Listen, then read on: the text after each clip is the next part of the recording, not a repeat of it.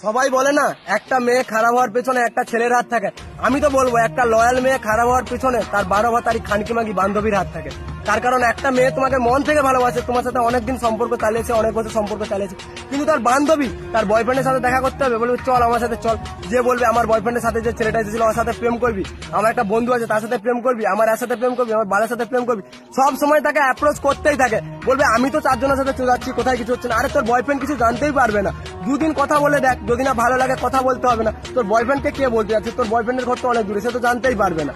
আর এমন ভাবে ঠিক একটা মেয়ে কথা বলতে শুরু করে, কথা বলতে বলতে ছেলেটার থাকে এবার লুকোতে শুরু করে। আর একটা মেয়ে যখন একটা অন্য ছেলের সাথে কথা বলে সেটা মেয়েটার ব্যবহারেই বোঝা যায়।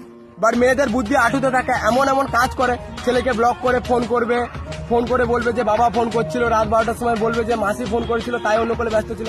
যে ছেলেটার কাছেও মেয়েটা ধীরে ধীরে খারাপ হয়ে যায়, যে ওই মেয়েটা আবার সেই যেই ছেলেটাকে ভালোবাসতে হবে সেই ছেলেটাকেই শত্রু ভাবতে শুরু করে, কারণ সেই ছেলেটাই ওকে এবার প্রত্যেকটা জিনিসে বাধা দিতে, সন্দেহ করতে শুরু করে।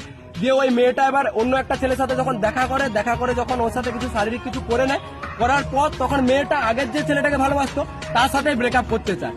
এভাবেই ধরতে গেলে একটা মানে ভালো মেয়ে, লয়াল মেয়ে, সে খানকিতে পরিণত হয়। আর একটা ভালো ছেলের জীবন, যার কোনো দোষ নেই কিছু নেই, যে মন থেকে 100% ভালোবেসেছিল, সেও নষ্ট হয়ে যায়, সেও খারাপ হয়ে যায়।